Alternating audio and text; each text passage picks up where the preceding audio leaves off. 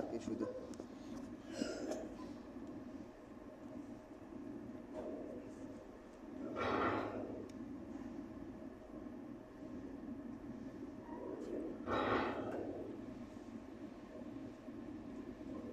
এই দেখ request unblock, তারপর এটা ফিল আপ করে দিলাম। এখানে একটা নাম্বার দিলাম, যে কোনো নাম্বারটা মানে ওকে কোড যাইব। তো তোর মোবাইলের যে নাম্বার থাকে ওই সিমের নাম্বারও দিতে পারবি, বা তোর আশেপাশে যার সিম আছে পাশে ওই নাম্বার দিলেও হবে। আমি তো ওকে নাম্বার দিয়ে নে, নাম্বার কর 010742353696 মানে এনে ওকে কোড আইব, কোডটাতে দিলাম।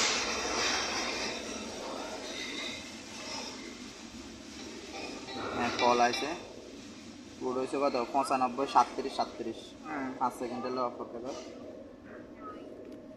953737, 953737, ঠিক আছে। এবার এখানে আরেকটা অপশন আসছে, এখানে আরেকটা কি চাইছে, এখানে বাংলাদেশ সিলেক্ট করে আরেকটা চাইছে যে মোবাইল নাম্বার। এখানে হয়েছে কি যে আইডিটা দিয়ে আমি এই আইডিটা আনব্লক করি আমি, কারণ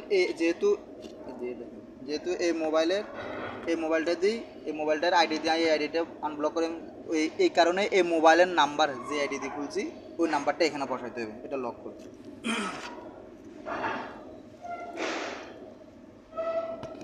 এবার হ্যাঁ যে অ্যাড আছে, যেমন এই তোর আইডি হচ্ছে এটা, দেখ আমি তোরে দেখাই, এই একটু কাছে তোর আইডি হচ্ছে এটা, এটা তোর আইডি শিওর, এটা তোর বয়স,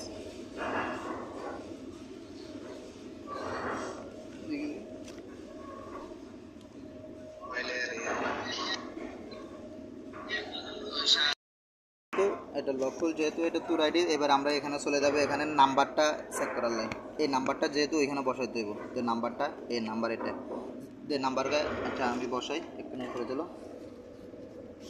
01675573478478, ব্যাস এখানে দিয়ে নেক্সটে দিয়ে দিলাম।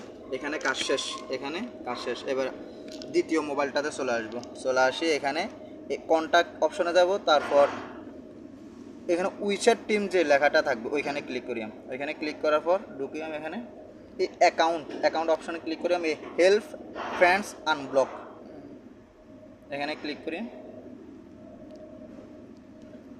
দেখ এই তোর আইডিটা এখানে শো করতেছে। তো এখানে আমরা এই প্রথম অপশনটা, তারপরে এই আইডেন্টি ভেরিফাইড কলর, ওই দেখ এখানে তুই অলরেডি ইউজ করে ফেলাইছস, স্ক্যান ইউজ করে ফেলাইছস, যার কারণে এখানে দেখাইছে কি you have reach the maximum number of the times you can help friend log in this month, মানে তুই তোর স্ক্যান অলরেডি বিক্রি করে ফেলাইছস। যদি এখানে স্ক্যান বিক্রি না করতে তাহলে এখানে ডান অপশনটা লেখা আসতো, যার কারণে এটা দিয়ে হইতেছে না।